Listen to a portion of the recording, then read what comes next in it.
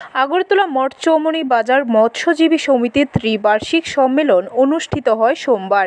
এই দিনে সম্মেলনে উপস্থিত ছিলেন সাংসদ রাজীব ভট্টাচার্য, প্রাক্তন বিধায়ক ডাক্তার দিলীপ দাস, ত্রিপুরা চা উন্নয়ন নিগমের প্রাক্তন চেয়ারম্যান সন্তোষ সাহা সহ অন্যান্যরা।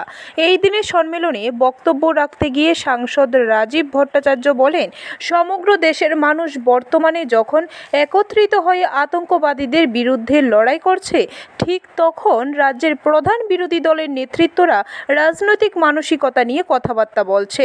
কমিউনিস্টরা 25 বছর ধরে রাজ্যের মানুষকে শোষণ করেছে, শাসন করেছে।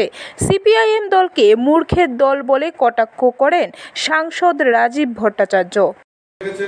যারাই বক্তব্য রেখেছেন সব আমার উপর কুল্লি দিয়ে আপনারা সব তরি পার হয়ে গেছে। ঘটনাটা এরকম না।